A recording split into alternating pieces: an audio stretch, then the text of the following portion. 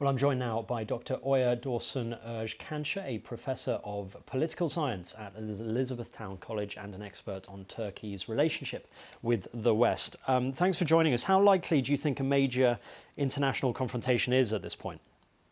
Well, right now, there is certainly a very risky strategy that is going on. We are at the edge of a potential escalation of conflict between Turkey and Russia, which has, in the last couple of years, been improving their relations ever since 2016, to be exact. And they have been increasingly engaging in defense relations. However, what we are seeing right now is brinkmanship. Basically, both parties pushing the situation to the point of a disaster.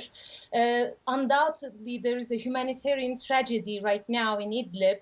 It is the last rebel stronghold in Syria, and Turkey is saying that the Russia-backed Syrian regime is actually breaching the Sochi agreement, which designated Idlib as one of the demilitarized zones in Syria. So since December of last year, 948,000 people have been internally displaced. Most of them are trying to get into Turkey. And last night, Turkish authorities have announced that they are going to open the borders with Europe so that the Syrian refugees can cross into European territories in order to increase the pressure on European allies in order to help give a helping hand to Turkey in its struggle against the Syrian regime that is backed by the Russians.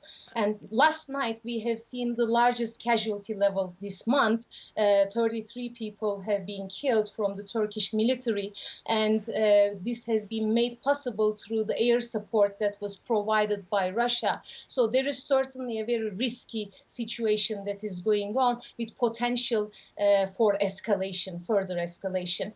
In fact, Turkey has called on Article 4, which calls for consultations with the NATO allies, and the meeting took place yesterday in Brussels. And according to that, the NATO Secretary General Jens Stoltenberg has called upon Russia and Syria to stop the attacks against Turkey. So that was a major move, but that is the extent of support that we have seen so far. Of course, we should remember that Turkey is a NATO ally, and if there was an attack against the Turkish soil, then the NATO allies, the Turkish authorities could call upon Article 5 of the Washington Treaty, the founding treaty of the NATO alliance, and call for the other allies to come to the defense of Turkey. However, so far, the escalation is only limited to Syrian territory. So hence,